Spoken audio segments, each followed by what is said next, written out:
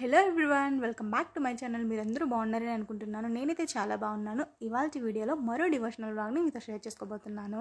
అమ్మ, నాన్న, చెల్లి నా దగ్గరకు వచ్చారని చెప్పాను కదా. సో అందరం కలిసి అలా టెంపుల్కి వెళ్దామని అయితే స్టార్ట్ అయ్యాము. ఈవినింగ్ ఒక 4:30కి ఆ టైంలో స్టార్ట్ అయ్యామన్నమాట. సో ఎండ్ అయితే అంతగా లేదు, కానీ కొంచెం లైట్గా ఉంది అంతే.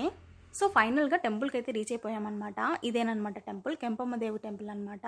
మాకైతే ఇది వాకబుల్ డిస్టెన్స్లోనే ఉంటుంది.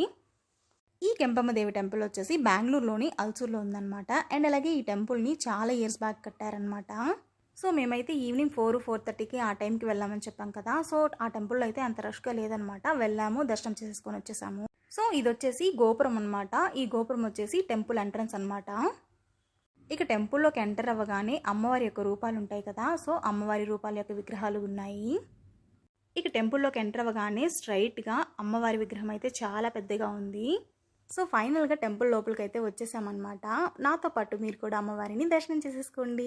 సో ఈ కెంపమ్మ దేవి అమ్మవారి యొక్క మహిమల గురించి బెంగళూరులో ఉండే వాళ్ళకి ప్రత్యేకంగా చెప్పాల్సిన అవసరం లేదు. సో తెలియని వాళ్ళ కోసం నేనైతే కొన్ని విషయాలను తెలుసుకొని షేర్ చేసుకుంటున్నాను.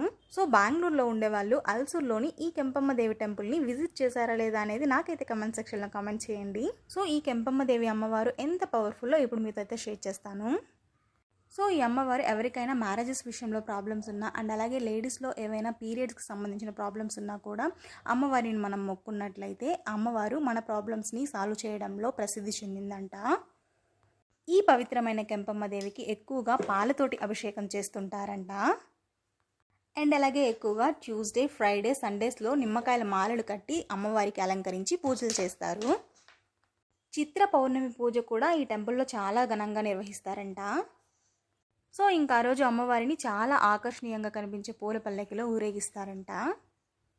సో కన్నడలో కెంప్ అంటే ఎరుపు అని అర్థం అనమాట. సో అందుకని ఈ కెంపమ్మ దేవిని అయితే ఎర్రదేవత అని కూడా పిలుస్తుంటారంట. ఈ టెంపుల్ని చాలా ఇయర్స్ బ్యాక్ కట్టారనమాట. సో అందుకనేసి ఈ టెంపుల్ యొక్క నిర్మాణం కానివ్వండి, కళ చూడండి ఎంత బాగుందో. సో అప్పుడు అల్సూర్ ప్రాంతాన్ని పాలించే పురాతన రాజులు ఉంటారు కదా, ఆ రాజుల యొక్క పవిత్ర తల్లిపై తమ ప్రేమ మరియు వాత్సల్యాన్ని ప్రదర్శించడానికి ఆ కెంపమ్మ దేవికి వివిధ రకాల బంగారు ఆభరణాలతో అలంకరించేవారంట. అండ్ అలాగే ఆ కెంపమ్మ దేవి అప్పటి అల్సూర్ రాజులను శత్రుదాడుల నుంచి రక్షించిందని, అండ్ అలాగే ఆ అల్సూర్ ప్రాంతానికి ఆమె వైద్యురాలిగా కూడా వ్యవహరించిందని నమ్ముతుంటారు. అప్పట్లో డాక్టర్ ఇన్ కేస్ ప్రజల యొక్క రోగాలను నయం చేయలేకపోయినప్పుడల్లా ఆ కెంపమ్మ దేవిని హృదయపూర్వకంగా పూజించేవారు. అండ్ అప్పుడు ఆ దివ్యమైన తల్లి అతని కలపై సరైన ఔషధం పేరు చెప్పి సరైన పరిష్కారాలను ఇస్తుంది. ఆ కెంపమ్మ దేవి మన భక్తి ఆధారంగా మన పాపాలను మరియు మన ప్రాబ్లమ్స్ను వితిన్ సెకండ్స్లోనే తొలగిస్తుంది. అందుకే మీలో ఎవరైనా బెంగళూరులోని అల్సూర్లో ఉన్నట్లయితే కంపల్సరీగా ఈ కెంపమ్మ దేవి అమ్మవారి టెంపుల్కి వచ్చి అమ్మవారిని అయితే దర్శనం చేసుకోండి. ఐ హోప్ ఈ వ్లాగ్ మీకు నచ్చిందని అనుకుంటున్నాను. మీకు కనుక ఈ వీడియో నచ్చినట్లయితే ఒక లైక్ చేయండి, అండ్ అలాగే మీ ఫ్రెండ్స్ అండ్ ఫ్యామిలీ మెంబర్స్కి షేర్ చేయండి. Finally don't forget to subscribe to my channel, don't forget to hit the bell icon. And అలాగే ఈ వీడియోని ఎండ్ వరకు చూసినందుకు థ్యాంక్ యూ సో మచ్.